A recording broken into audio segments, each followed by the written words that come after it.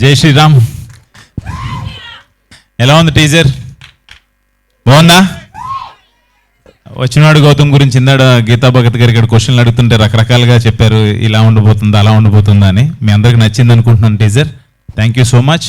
And ముందుగా media మిత్రులకి అందరికీ ఇక్కడికి వచ్చి మా టీజర్ లాంచ్కి వచ్చి మా ఈవెంట్ని ఇంత సక్సెస్ చేయడానికి కారణమైన ముందు మీ అందరికీ పెద్ద థ్యాంక్స్. అండ్ వచ్చినవాడు గౌతమ్, ఈ కథ నాకు ఫస్ట్ కృష్ణ చెప్పంగానే నాకు చాలా ఇంట్రెస్టింగ్గా అనిపించింది. డిఫరెంట్గా ఒక కొత్త పాయింట్, మీరు ఏమైతే ఎక్స్పెక్ట్ చేస్తారో దానికన్నా ఒక డిఫరెంట్ పాయింట్ ఉంటుంది. అది మిమ్మల్ని అందరినీ మిస్మరైజ్ చేస్తుందని నేనైతే అనుకుంటున్నాను.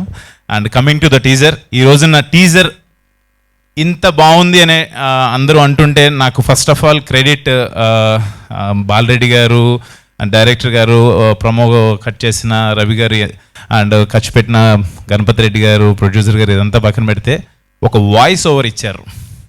ఆ టీజర్లో ఒక వాయిస్ ఓవర్ ఇచ్చారు, మంచు మనోజ్ అని ఇచ్చారు. అది అడగంగానే నాకు ఆ వాయిస్ ఓవర్ ఇచ్చినందుకు నాకు చాలా చాలా హ్యాపీ అనిపించింది. ఆయన ఎప్పుడు ఇండస్ట్రీలో ఏది కావాలన్నా కూడా, ఏది సపోర్ట్ కావాలన్నా కూడా ముందుకు వచ్చి ఉండేలాగా నాకు అది అడగంగానే వచ్చి చాలా ఇంట్రెస్టింగ్గా చాలా ఇన్వాల్వ్ అయ్యి చెప్పారు. నిజంగా టీజర్కి ఒక లెవెల్, ఒక ప్రాణం పోసి ఒక నెక్స్ట్ లెవెల్కి తీసుకెళ్ళారు మంచు మనోజ్ గారు. And thank you so much అన్న, వి లవ్ యూ. అండ్ ఇప్పుడు మా ప్రొడ్యూసర్ గణపతి రెడ్డి గారి గురించి చెప్పాలి. ఒక మాట సింగిల్గా ఒక మాట చెప్పేస్తాను ఆయన గురించి.